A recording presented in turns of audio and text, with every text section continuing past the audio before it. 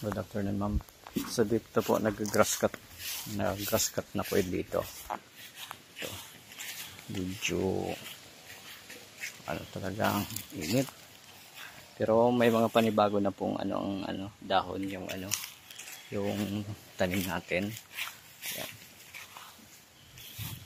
So yan, dito po banda na grass cut na po dito.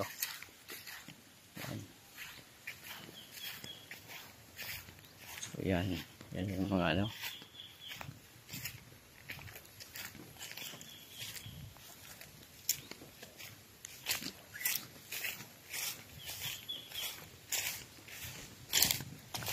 yan, puntahan ko po yung grass cut para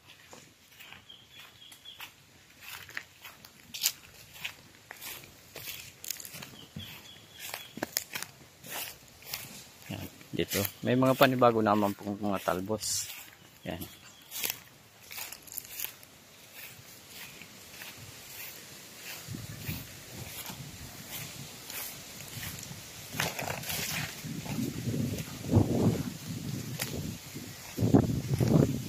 Yan. Hanggang dito na po ang nag-grass cut mo.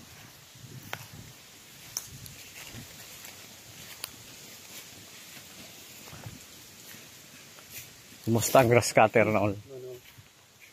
Okay man ang tarom? Okay man. Yan.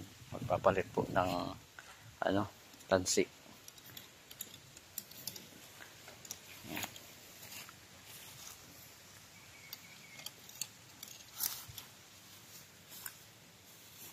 Saro lang pig mo? So, saro yan sa luwas. Luluwas ng sa gasolina sa carburetor. Apig pa, hirahay. Oo. Nag-overflow. Di niya ako ba si Kier? Yaw nila sa luwas. So ito na ma'am yung yung bagong grass cut. Ito na ang ginagamit dito sa farm.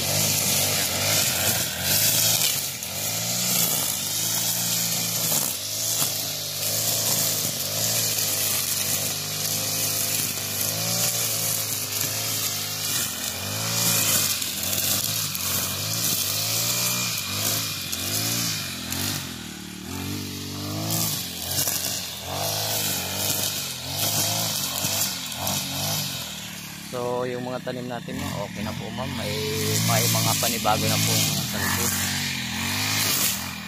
Pero talagang tag-init ma'am, tuyong-tuyo po ang lupa. Ayan.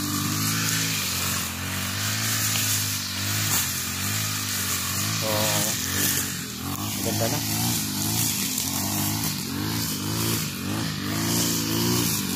Ang Carabao grass knoll,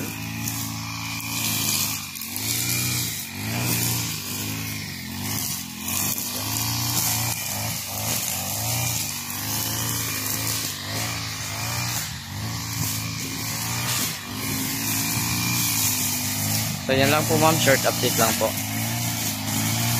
Dito po masyadong pinalinisan masyado dito sa ito po yung daan ng grass cutter. Yan po.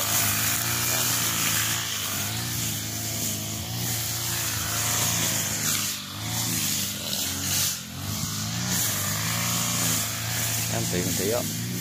Pero okay naman po ma'am, may mga panibago na pong talbos yung mga tanim. Yan, nag-umpisa pa lang mag-grass cut. Konti pa lang ang nalilinisan. Pero itong mga fragrass o itong Carabao grass, ipapahuli ko po ito kasi para makaano naman sa tanim. Yan lang mga medyo matataas na damo. Dito okay na dito. Hindi ko muna to. So yan lang po ma'am, short update lang po. Good afternoon.